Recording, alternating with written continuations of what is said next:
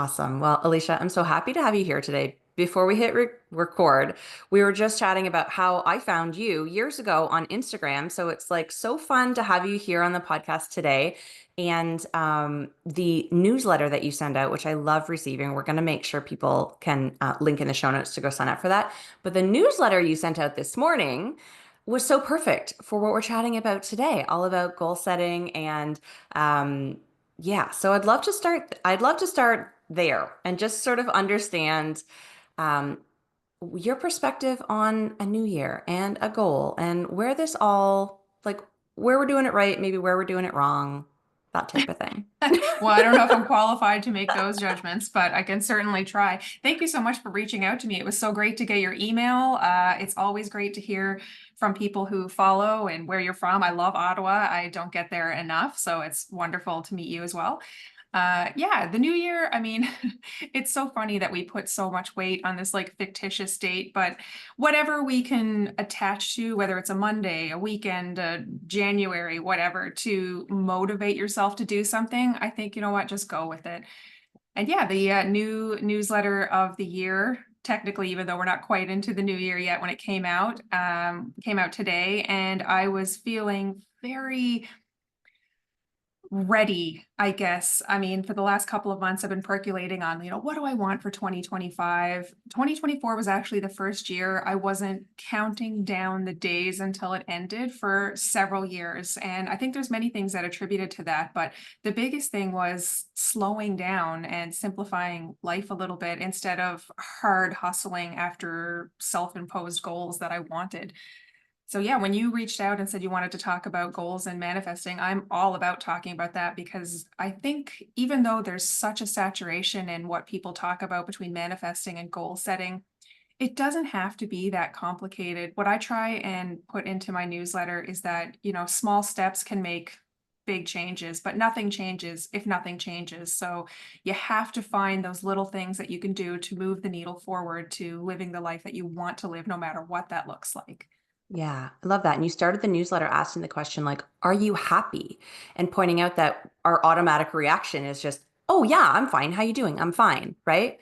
Or I'm busy, I'm tired, I'm fine, like whatever. We have these go-tos without really stopping to consider how actually am I feeling today and having that real response, even just to ourselves, even if we're not like ready to speak it to the person who's asking, because often it's a rhetorical, isn't it? But Yeah. using that opportunity to reflect like, wait a minute, am I happy with how my life's going? And if I'm not, could this be an opportunity to make a small change? I love how you talk about that too, these small steps, because otherwise it feels really overwhelming and we're not going to make progress. We're going to get frustrated and discouraged, and then we stop. Absolutely. Like as soon as you start thinking about, okay, what do I want for myself? Or, okay, I know what I want. How do I get there? And it's like your mind just draws a blank because it just feels so big and heavy. And it can be like depending on what you're going for. But I think the like 2023 was a really hard year for me. I had a lot of things happen. I was not in a good place. I was truly burnt out more than I ever knew possible. And I knew I didn't want to repeat that in 2024. So when I was coming to the end of the year and looking back and thinking, what did I do this year? What made me feel so happy? Why am I not looking forward to the end of the year like I am with other things? It really made me think like, how many people stop and actually think like, am I happy or am I just going through the motions of life? And before I know it, a year of my life has gone by and what have I done with it? And that's the driving factor for me. Like you see those movies where someone gets diagnosed with a horrible thing and they've only got 24 hours, 2 weeks to live, and they're trying to cram a life of what they wanted to do into this precious time. I want to live every day like that and not in an exhaustive, oh my God, I got to take surf lessons, skydiving, whatever. But I want to know that I'm consciously enjoying my life and living intentionally. And I don't think that has to be as difficult or game-changingly drastic as people think it has to be if you actually really think about it. I spent a lot of time thinking that I wanted to build my business to get a six-figure salary. I wanted to climb the corporate ladder, win awards, and I was killing myself working like 60 to 80 hours a week doing stuff I loved, but I was really losing out on a lot of life. And when I actually sat back and thought about what do I really need to be happy? Well, I want to be able to travel when I can, like trip a year or more than that if I can. I want to be able to go out with my nieces or my husband when I want to. And when I actually looked at the things I needed to live the life I wanted to live, I didn't need a six-figure salary to do that. So it really is getting the perspective of, okay, well, like, what do I really need to be happy? If I'm not happy, why am I not happy? Yeah.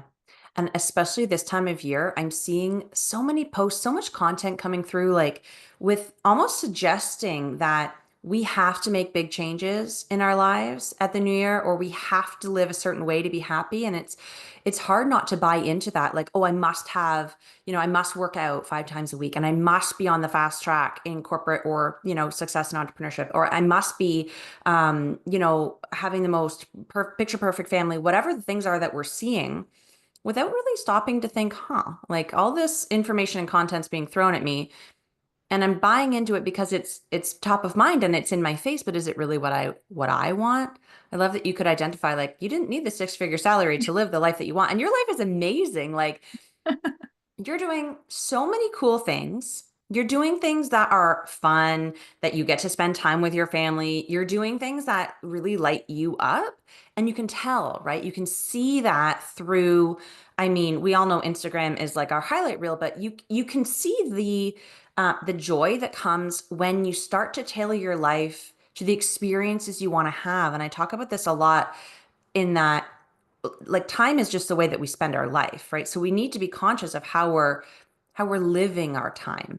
And I think you're someone who does that really well.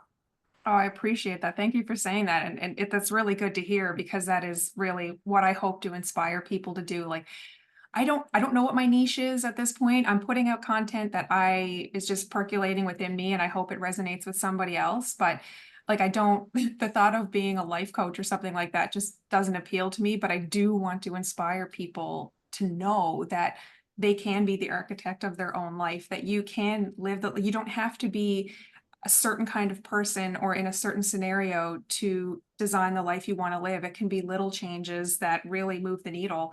And I think that gets lost a lot in translation, which when I write in the newsletter, it really thought back to school. It's like, why don't we talk about that more? Like, why are they giving us this basic knowledge that yes, we do need, but talking about that life can be more than just go to secondary, get a 9 to 5 job, hope it has a pension, and work towards retirement. It's like, no, there's a whole lot of life in between there that you could be living that has nothing to do with a lot of those things. And I just don't think we talk about it enough. So I'm glad that these conversations are happening and that the media is moving less to new year, new you to understand, no, there's nothing wrong with you. But if you do want to make some positive changes in your life and now's the time to do it, then great, do that. But you're good. Let's make life better if we can. Yeah. In a way that is actually better for you, And not, sustainable. Yeah, yeah. like that's the other thing. Like it's funny that so many people I think I read somewhere a long time ago that January is the biggest month for gym memberships and divorces because Mm. people just at whatever reason it's a new year, new you stigma.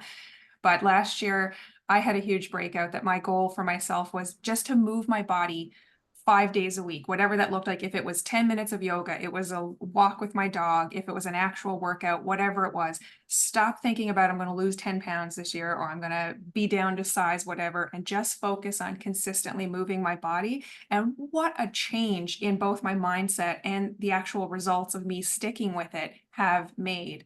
Like it's these little perspective changes that we can make that can really have a huge impact on our lives. And taking some of the pressure off sometimes too with these goals we set for ourselves of doing them perfectly. We're humans, we're not perfect. We're going to have days where we feel, especially as women, right? More Mhm. energetic, less energetic. We're going to have life circumstances because life likes to throw us curveballs. That's what it does. And so expecting Absolutely. yourself to be consistent and perfect at achieving those goals that you set for yourself, whether they're big or small, is unrealistic. And I think giving ourselves grace to do it imperfectly is a huge piece of the puzzle.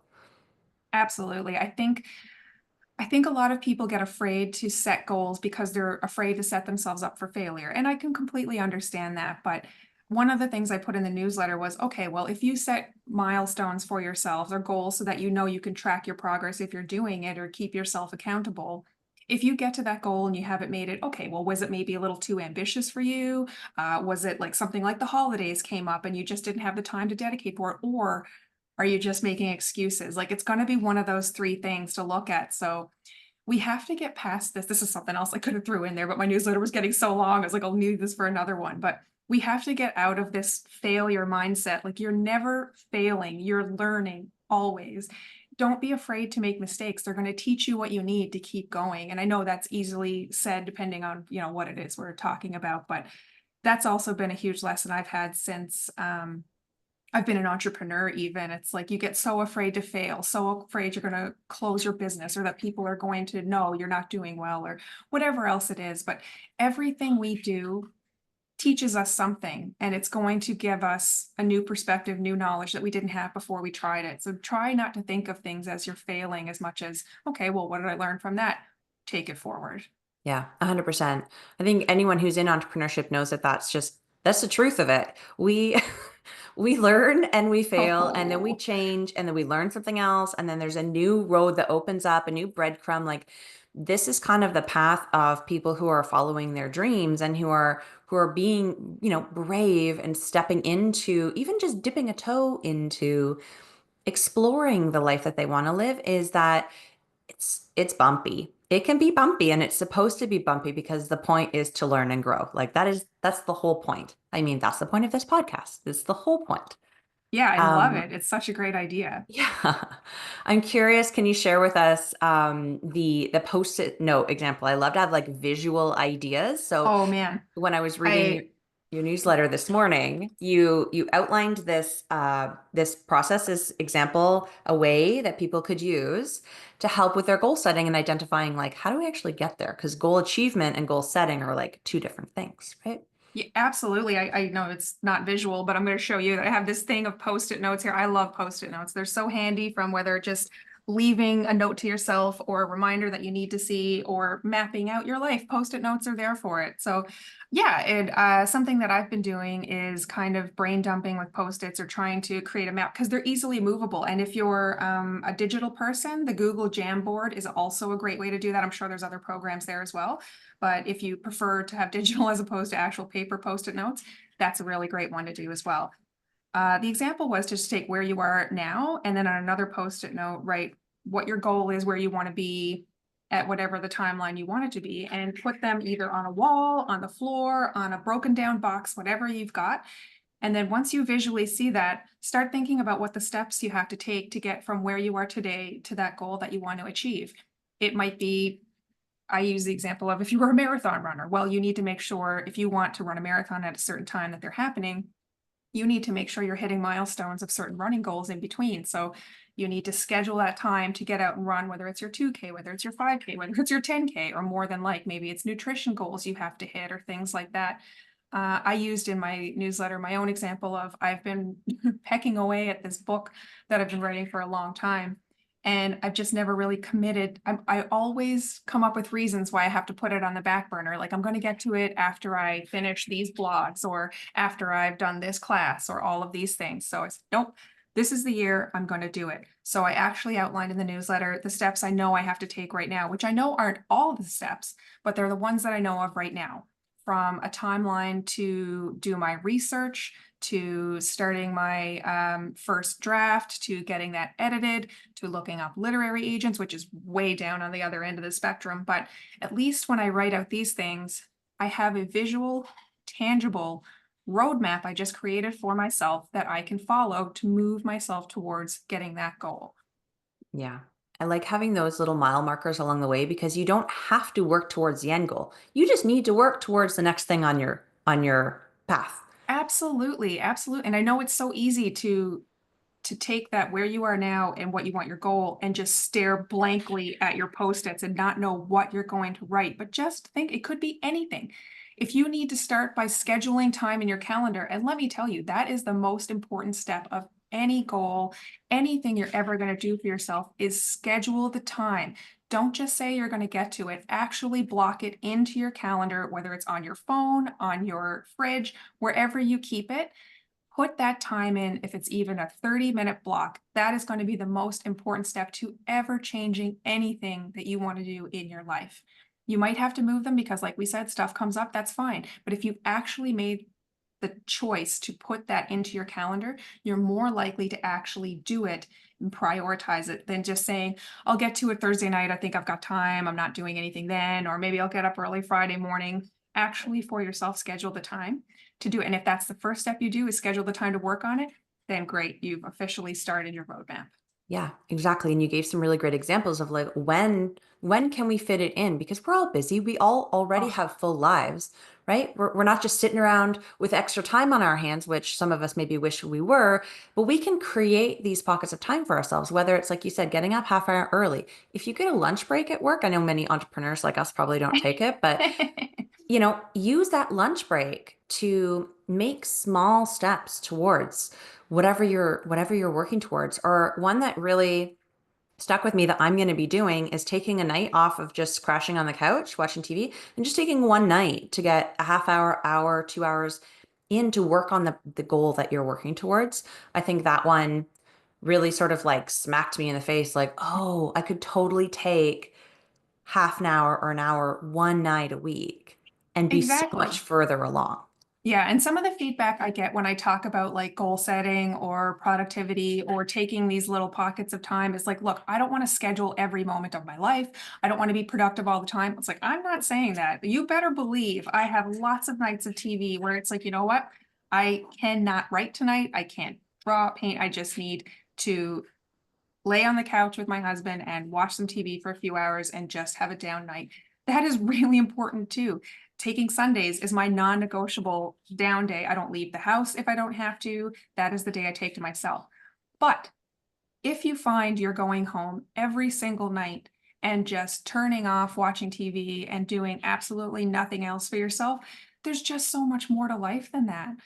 It's Again, it doesn't have to be like game-changing leaps that you're taking, but maybe it's reading more books in the year. Maybe it's moving your body more. Like for me, that was an important goal for 2024 because I'm getting to that menopause age, and I know it ain't getting any easier from here. So I want to make sure that I'm setting myself up for the longest, healthiest life that I can. And that involves moving my body, which meant prioritizing that time in my schedule.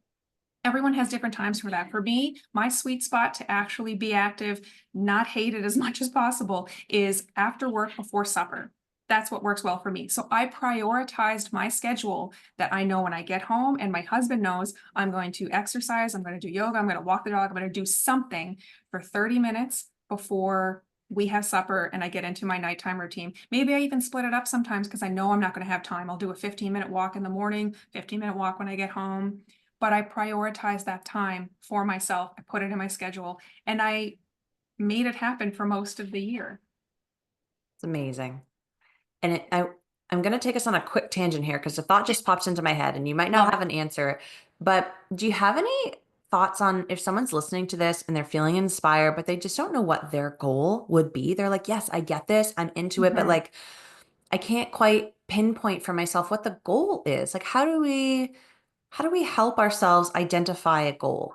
Any ideas on that? Oh, that's a good one. Yeah. I feel that super hard because as I've been growing this like personal brand I'm doing, which I don't know what my goal is with it. I talk about it in business classes all the time.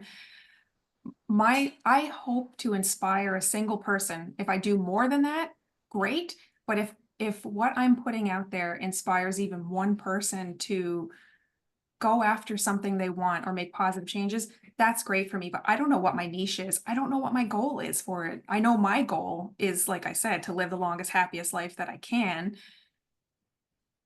So to identify your goal, I think it comes back to that question of like, are you happy? And then you get the flow chart. Yes. Okay. This, no, this. If you're not happy, what is it? Is it your job? Is it that you feel like, to me, there's nothing worse than the feeling of where did time go? Where did the week go? Where did the month go? Where did the year go? If you can't think back and think, oh, I went on this trip or I saw my friends a lot this year. I got lots of hiking trails done. I painted, I cleaned my house. I don't know, whatever it is. I think you just really need to think of what's in your life that's making you happy or unhappy. And depending on the answers to that, what can you work towards to change that outcome? It Mhm. might be a goal of you want to work for yourself. Okay, well, what do you need to do to move towards that? How many hours do you need to dedicate? How much income do you need to bring in? Where do you need to go to get that income? It's a really broad question, but I think it really starts with, is the goal like for your personal life? Is the goal for your business life? And then where do you kind of have to branch out from there? But I Yeah. think it all comes back to, well, are you happy? I got really nervous about writing, are you happy with your job? Because I know that is a loaded and heavy thing. Like, I love my job. I have one of the best jobs in the world. I get to be creative every day. I meet great people. I'm helping people heal. I'm creating art. I love it. But there's still days I don't want to get out of bed and do it. Or I don't go on vacation and be like, oh man, I can't wait to get back to work. It's like, no, I'd rather stay on this beach for another month before I even think about going back to work. But I love my job. I love what I get to do. So for the most part, I'm pretty happy with it. There are all kinds of different survival mode things that come in with jobs that the only job you're qualified for, what's available. Like there's a bit of an employment crisis at the time right now that we're recording. So I think you do really need to think, are there other jobs that I can get that would make me happy? Like, what sector could I be working in? What could I be doing with this time? And I spend so much of my life working that makes me feel joy or fulfilled even a little bit. Those are hard questions to have, but that's really ultimately, I think, no matter where you are in life, where you have to start with is, am I happy? And if not, why or why not? How can I change that? Is it my Yeah. job? Is it my living situation? Is it my relationship? There could be a lot of work there to be done. I feel like there's a lot of unpacking to do with this Yeah. question. I didn't. Yeah, 100%. Mhm. And I mean, if we're in a situation where we can't make these major changes that would make us happy, right? Finding some sort of balance between bringing in these little pieces of happiness into our lives, into our day in the areas that maybe aren't our favorite. And I'm curious to know how you balance things. What does balance even look like for you? You've got a lot of pieces of the puzzle putting together this business that you're running. You do a lot of different things. And you're a spouse, you're a friend, you're an aunt, you're a daughter. Like, what does balance look like for you in your life? I know we talked about the Sundays as your rest day, which I love, Mhm. but give me some other things that you do. I think this year, I used to actually dread people saying to me, like, I don't know how you do it all, Mm. because I'd be sitting there smiling and being like, I'm a mess. Yeah. Like I was working, I was overworking to compensate for terrible relationships I had in my life or to fill voids that I had there. And after burning out terribly last year for just so many reasons, this year is the first year I sleep more than 5 hours a night. And that sounds kind of silly, but I definitely suffered from terrible sleep because I was stressed out, I was unhappy, and that fed into all these other things. So balance, it's I think it's more, you see people talking about work-life integration instead of work-life balance these days, and I think that's right. I definitely have better boundaries now than I've ever had before. I have a relationship I care about that I want to spend time with, so I don't want to overwork. So I've scaled back. Like I work 4 to 5 days a week now, depending. I mean, there are definitely weeks we're a little busier and I'll work 6 weeks, but I try really hard to always protect that Sunday non-negotiable down day that I'm home, I'm resting. I might do nothing that day. I might be feeling really creative and work on paintings or whatever that day. I also try not to answer emails after supper time so that whatever I didn't get done, it can wait till the next day. I like to get up a little earlier. I'm a morning person and my husband's a night person. So it's kind of nice because we have that separate time. Then I go to bed early. He has his time to play games, watch TV, whatever he wants to do. I get up early while he's sleeping. I use that time to write, go walk the dog. Those things are really important to me. It's to me all about routine. So if I really want to get specific, I get up at around 6 a.m. for most days. I will do some writing then, maybe some reading, some journaling, depending on what I have to do. Maybe it's drawing because I need to catch up on work time. I'll walk the dog, have breakfast, get ready, go to work around 9. I finish around 4 on my day office job. I'll go home and work out, have supper with my husband, and then either we'll do some reading or something else that night. We're watching a TV night, whatever it is. And then I'm starting to get ready for bed by 9:30, so that I'm asleep hopefully between 10 and 11, and then rinse and repeat. And having that routine has really made a huge difference in feeling balanced in my life. That's not for everybody, I know that, but that I often sit back and look, I can't believe the person I am today versus what I was a year ago for especially the sleep. Like sleep was a huge problem for me where I just wasn't getting enough sleep and it was a huge problem. I always had things on my brain and couldn't calm down. But now getting sleep like a solid 6 to 7 hours a night is just like game changer. So that's a huge one to prioritize for me. And a lot of that is not having work in the evenings, having a nighttime routine.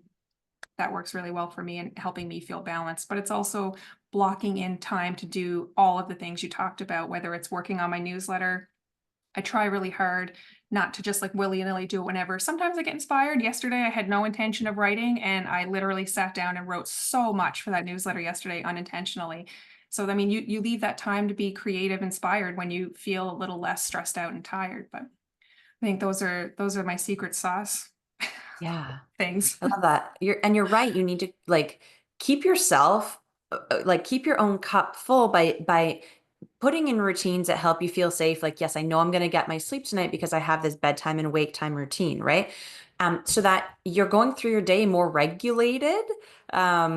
So that when the creativity strikes, it's like, yes, I can pursue this. I can lean into this because I'm not stressed out that I'm behind. I'm not worried that, like my brain can actually sink into this creative moment and you can take advantage of these little pockets of inspiration, which is so important.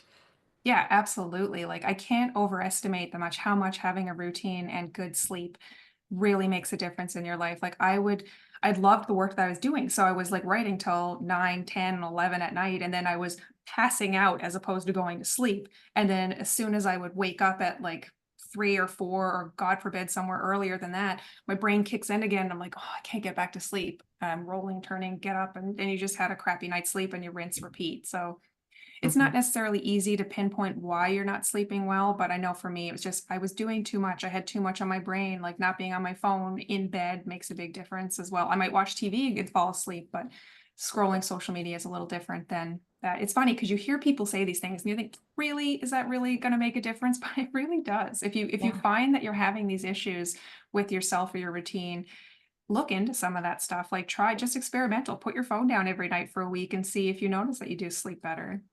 Yeah, 100%. I think that, and the difference between like active participation in social media where you're scrolling Mhm. and really like your brain's in there, or TV is more passive. You're just Yeah. consuming and you can kind of like zone out and Oh man, if you watch a food show before you go to bed, you're gonna have the best sleep of your life and dreaming about pork chops, barbecue, whatever. But it's let me tell you, that is the secret that helped me when I was having really terrible sleeps. I Watching the love it. Food Network or something before bed, gold. Yeah, totally. I'm down for that any day of the week. Love a good Food Network show.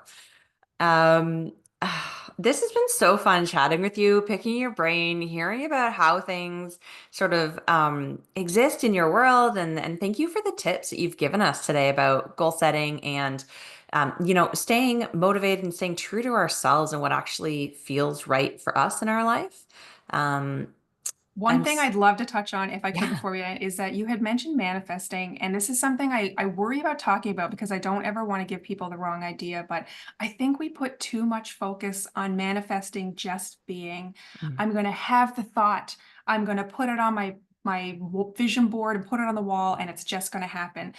You need to do a little bit more than that. Yes, absolutely. Manifesting is about focusing what you put out there intentionally, but you can't just think it and put it on a board and walk away. The idea is to keep it in your mind and think how you can work towards actually manifesting those things in front of you on the board. So I don't want to poo poo it, but I think there's always this missing step that people are not talking about when it comes to manifesting, that the key is focus on it. What do you have to do to get there? And then go back to your post-it note roadmap once you have your vision board or anything manifesting. But I definitely want to throw that out there because I think it's something that's really important. By all means, do your vision boards, think about the life you want to live, the private jet you want, the job you want, the book deal, whatever. But remember, you have to actually do the work towards it too, with even just little steps. Focus on it. Yeah, 100%. Manifesting essentially is a verb that also means like creating or taking action, right? It's funny. Yeah, we could have a whole conversation about this. I I totally know. I was agree. like, do I bring this up? I feel like I need to, but it's No, a this is whole great. other Maybe podcast. maybe we'll have you back and do another episode because I think I'm going to do March kind of like a theme on manifesting Oh, and I just lots of love different that. yeah. But I think also you can think about how to manifest the goal as like those post-it notes in between. That's the action of manifesting because you're creating your reality as you go. You are achieving the goal each time, right? And it's those consistent actions that create the life that you want, that lead you to the goal. Absolutely. The power of a post-it note. You want to manifest something, you write it on post-it notes and you put it next to your alarm clock by your bed. You put it in your bathroom while you're brushing your teeth. You put it on your desk, put it in your car. You're keeping it at the forefront of your mind and you will consciously work towards that thing that you want. That is the power of manifesting. I love it.